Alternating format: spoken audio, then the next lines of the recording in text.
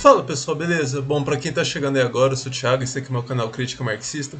Vídeo de hoje, eu tinha anunciado, não no vídeo, mas depois nos comentários, né, que eu ia fazer um vídeo complementar ao meu vídeo da semana passada, né, uma análise marxista do caso China. É, teve algumas coisas que ficaram meio confusas ali, principalmente na parte final do vídeo, até me lembraram aqui, falando, brincando, né, ou não, ficou confuso, então eu achei que era uma oportunidade para voltar e colocar alguns pingos nos is, né? Eu acho que é sempre interessante. Teve também um outro vídeo que eu fiz aqui, não lembro o nome, mas sobre capitalismo de Estado, que tinha inclusive a ver, eu até falei sobre esse vídeo no vídeo da semana passada. Eu acabei fazendo também de novo esse esquema de voltar ao vídeo, né? Dialogar com alguns comentários. Então esse vídeo aqui, vou fazer isso aqui. Acho que vai ficar interessante. E hoje eu vou ser bem rápido, tanto que eu tô até com o roteiro aqui já para gravar o próximo vídeo. Então pode ser até que essa semana tenha 2 vídeos aqui no canal. Bom, o Isaac, acho que o Isaac até que vai me dar a deixa para retomar. Aquele finalzinho do vídeo que eu achei que ficou a parte mais confusa, né?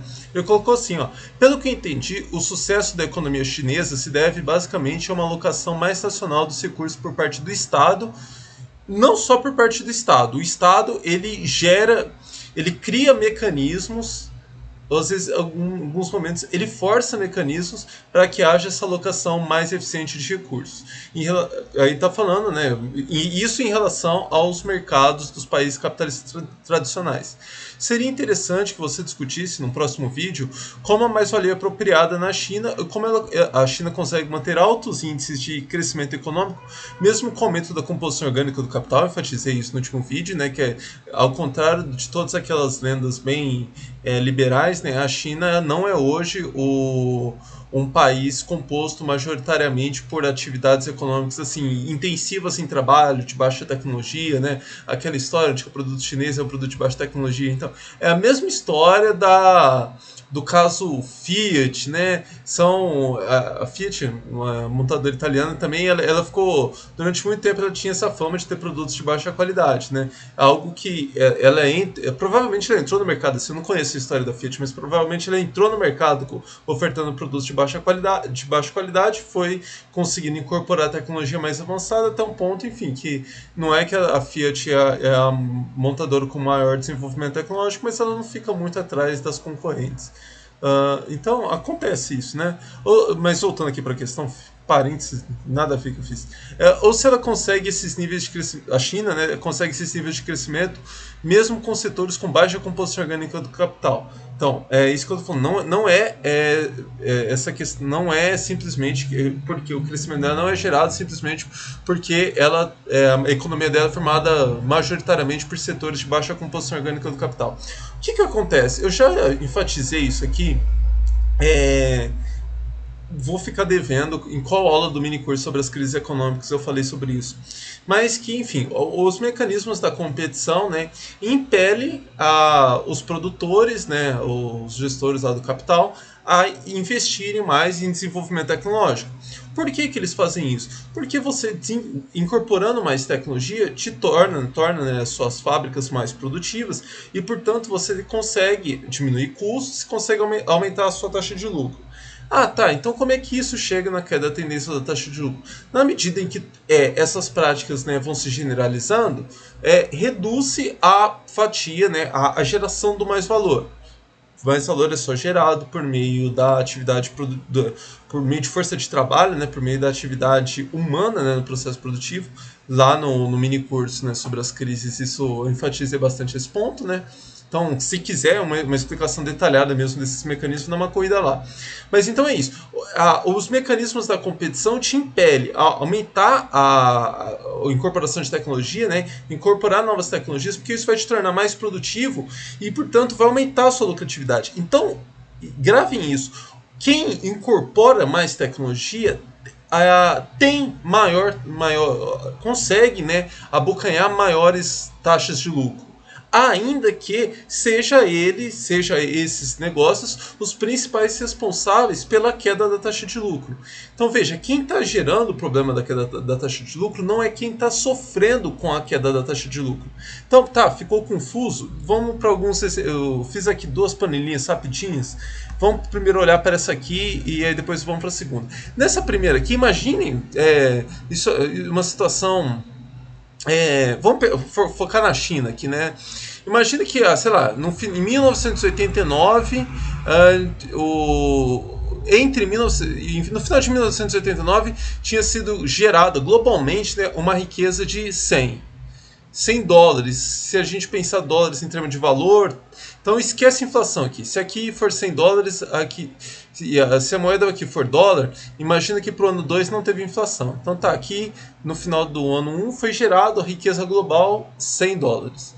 No ano 2, ainda no ano 1 aqui, a parcela apropriada, então aqui eu não estou discutindo o que foi produzido na China, mas a parcela apropriada, né? A parcela dessa riqueza global que ficou na China, lá com o Estado chinês, com os gestores do capital na China, foi 5 dólares. E, portanto, o resto do mundo ficou com 95 dólares. Imagina, foi gerado, aqui no primeiro, aqui é a geração, foi gerado 100 dólares de riqueza. A China apropriou, não estou discutindo quanto que a China produziu, a China apropriou 5 e o resto do mundo ficou com 95. Em 1990, no ano seguinte, foi produzida 110, a riqueza global então produzida foi 110. Aqui a China está simplesmente, né, se apropriando da mesma parcela, né, proporcionalmente. Então aumentou, teve uma geração de 10% a mais de riqueza, né? A China se apropriou de 10% a mais de riqueza. A parcela, tanto que veja aqui que a parcela apropriada pelos demais, né, pelo resto do mundo, cresceu muito, né? Porque manteve-se a proporção. O que está acontecendo? Agora vamos aqui para esse quadro 2 aqui, que é aqui que vai ficar interessante. O que o aumento da composição orgânica do capital gerou? A queda da taxa de lucro, né? Então a economia mundial está estagnada. Esse quadro 2 aqui, talvez, a gente vai saber isso aqui daqui a alguns meses, né? Retrate perfeitamente o que aconteceu no ano de 2020. Então talvez ele não seja um exemplo tão hipotético assim. Imagine que, no final de 2019, a riqueza gerada globalmente, 100 dólares. A economia mundial está estagnada. 2020 foi gerada uma riqueza global de 102 dólares. Houve um crescimento de 2%. Pode ser que aqui provavelmente vai ser até menor do que isso, pensando em termos globais. Mas a parcela apropriada pela China na situação inicial, 10%. Então a China ficava com 10% da riqueza gerada globalmente. No ano 2, ela vai se apropriar de 15%. Então veja, a economia mundial teve um crescimento pífio e a parcela que fica no território chinês aumentou bastante aqui. É um caso aqui de crescimento de 150%, né? O que eu estou querendo indicar com isso? Que a China, por meio dessa alocação mais eficiente de recursos, ela consegue se apropriar de riqueza gerada em países, por exemplo, de baixa composição orgânica do capital. Então vamos comparar, por exemplo, com o Brasil. O Brasil está se especializando. Olha a ironia, né? O Brasil está se especializando em setores que não demandam muita especialização. Agronegócio, que até demanda, hoje o agronegócio incorpora tecnologia, mas ainda assim, em termos absolutos, né, um setor de baixa composição orgânica. E vários outros, né, indústrias, vestuário, que são indústrias, né, de intensivas em trabalho, né, de baixa composição orgânica. A tendência quando a gente pensa assim, o que você gera é aquilo que você apropria. Então esses setores de baixa composição orgânica seriam setores que estão gerando mais valor, portanto se apropriariam de maior parcela do mais valor? Não.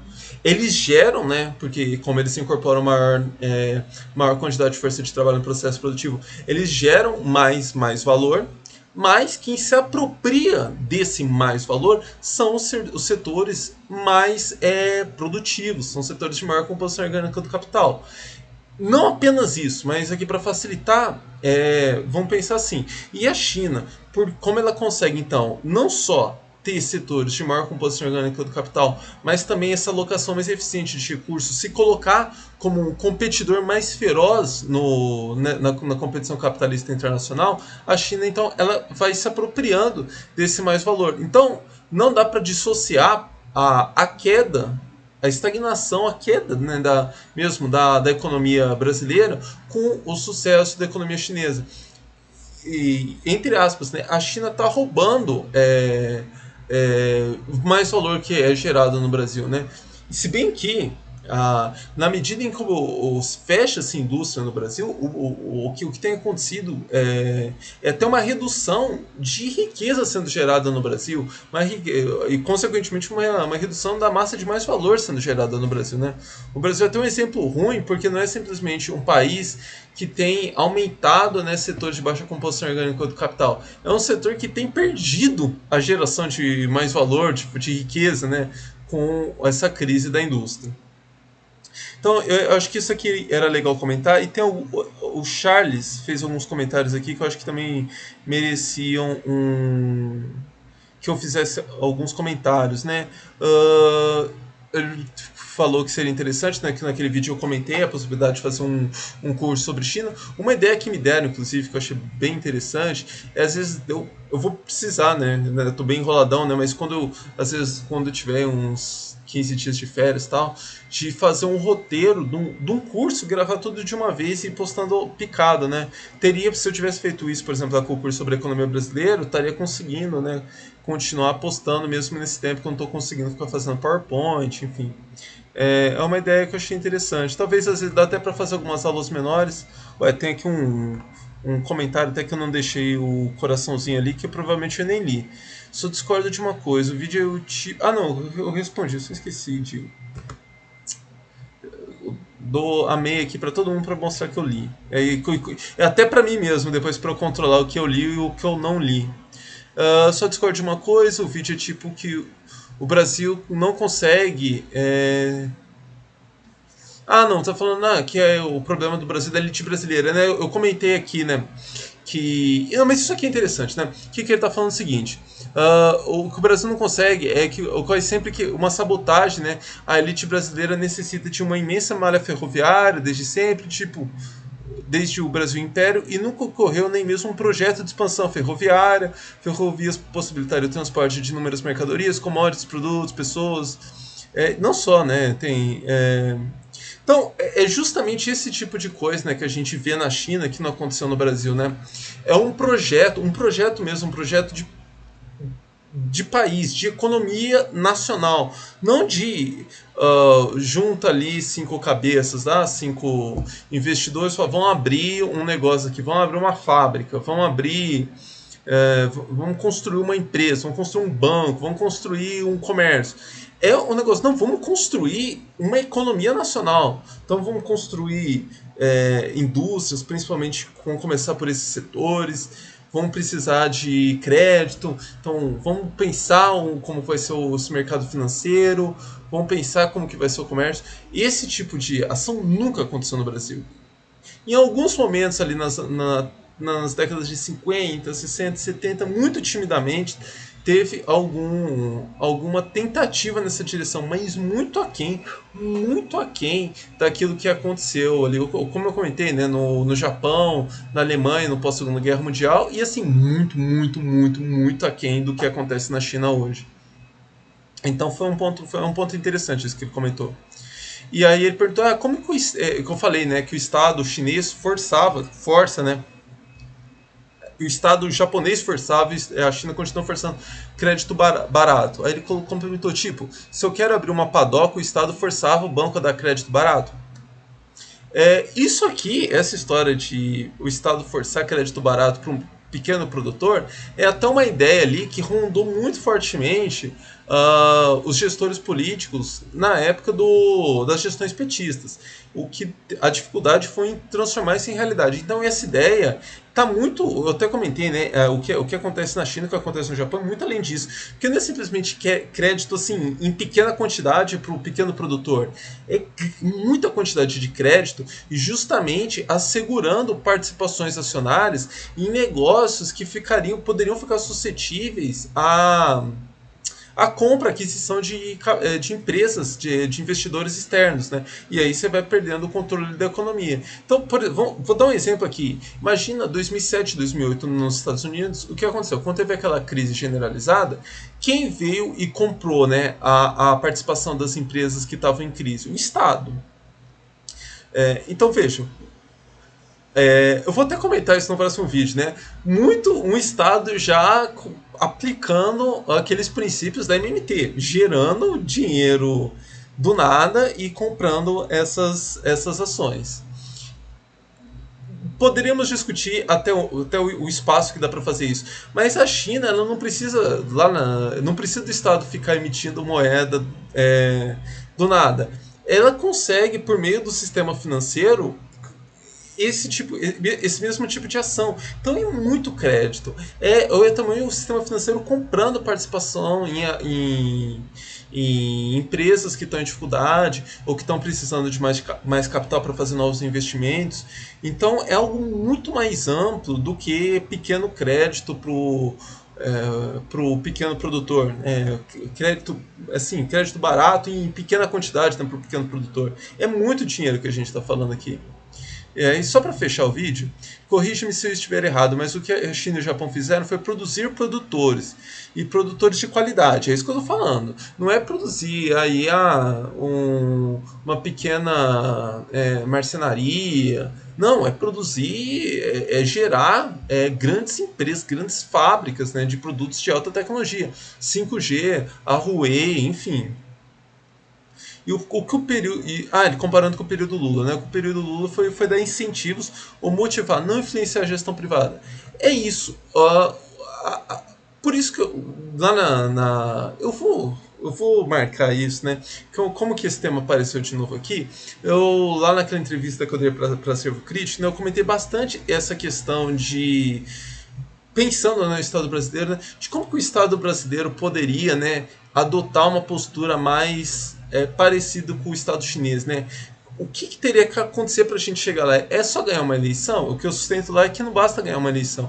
O que aconteceu com o PT foi isso. O PT ganhou uma eleição, então você tinha ali alguns gestores, né, mais bem intencionados. Eu creio que eram gestores mais bem intencionados do que, por exemplo, os que a gente tem hoje, muito mais aderidos aos interesses de parcelas específicas do capital, mas que tinham ali não conheciam tão bem com aquilo que eles estavam mexendo, e ainda que enfrentavam ali um congresso funcionando do jeito que funciona, que enfim, com os interesses próprios, politicagem e tal, com o Poder Judiciário funcionando também do jeito que continua funcionando hoje, muito mais aderido aos interesses do empresariado, esse empresariado conservador pra caramba que tem no Brasil, enfim, e lutando contra os gestores do capital produtivo, como eu mostro no minicurso, né? Então, eu vou discutir longamente isso aí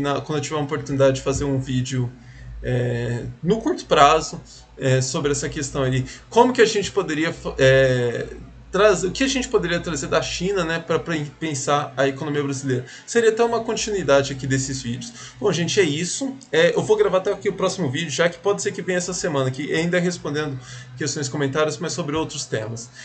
Então é isso. Like, comentários de engajamento aí para quem gostou do vídeo, para ajudar a gente a crescer. Se inscrevam no canal e até a próxima.